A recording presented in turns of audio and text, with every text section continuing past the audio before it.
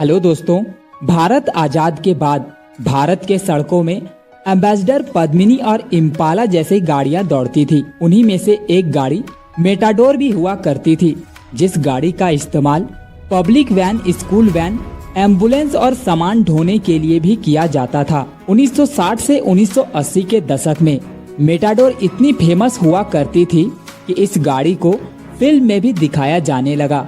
इस वैन के कारण कई फिल्म सुपरहिट हो जाते थे। लेकिन दोस्तों, फिर ऐसा क्या हुआ कि आज मेटाडोर सड़कों से लुप्त हो गई? आज के इस वीडियो में हम मेटाडोर की पूरी कहानी जानने वाले हैं। वीडियो पसंद आए तो लाइक, शेयर एंड सब्सक्राइब जरूर करें। मेटाडोर टेम्पो की शुरुआत भारत में 1960 के दशक में हुआ, जब भारत के सड़कों पर बैलगाड़ी या हाथ गाड़ी ही चलती थी। सबसे पहले मेटाडोर को वॉल्क्सवैगन कंपनी बनाती थी, जिसका उपयोग पब्लिक वैन से लेकर सामान ढोने तक में इस्तेमाल किया जाता था।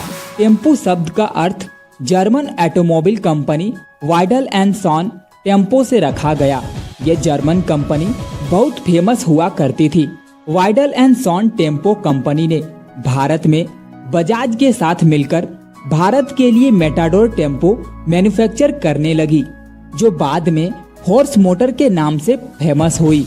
भारत में मेटाडोर को 2 वर्जन में लॉन्च किया गया। पहला वर्जन 1964 में बजाज टेम्पो विकिंग, जो पेट्रोल से दौड़ने वाली वैन थी, जिसमें 2 स्ट्रोक 3 सिलेंडर इंजन दिया गया था। और दूसरा 1969 में बजाज टेम्पो मेटाडोर, जो डीजल से दौड़ने वाली वैन थी, जिसमें 4 स्ट्रोक 4 सिलेंडर इंजन दिया गया था। इंजन की बात करूं तो लगभग दोनों वर्जन की मेटाडोर सेम हुआ करती थी, लेकिन मेटाडोर विकिंग में हेडलाइट गोल हुआ करती थी और मेटाडोर टेम्पो में हेडलाइट स्क्वायर हुआ करती थी। साथ ही साथ एक F मॉडल का लोगो भी देखने को मिलता था, जो फोर्स मोटर को दर्शाती थी। इस गाड़ी की पॉपुलैरिटी इस बात से लगा सकते हैं कि मेटाडोर का इस्तेमाल कई फिल्मों में होती थी। और दोस्तों, आपको याद तो जरूर होगा कि इस गाड़ी का इस्तेमाल गोलमाल मूवी में भी हुआ था। साथ ही साथ इस गाड़ी का इस्तेमाल public van, school van, ambulance और सामान ढोने के लिए भी किया जाता था। लेकिन सवाल ये आता है कि इस गाड़ी को सड़कों से लुप्त होने के पीछे क्या कारण रहा? दोस्तों, सबसे बड़ा कारण 1973 में हुआ ऑयल क्राइसिस था।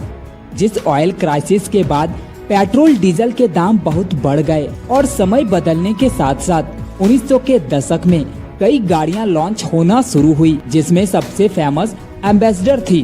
बहुत दशकों से मेटाडोर में किसी भी तरह का बदलाव नहीं किया गया, जिस कारण से 1900 ईस्वी के अंत में मेटाडोर का प्रोडक्शन हमेशा के लिए बंद कर दिया गया। और यही वजह रही कि आज सड़कों से मेटाडोर हमेशा के लिए लुप्त हो गई।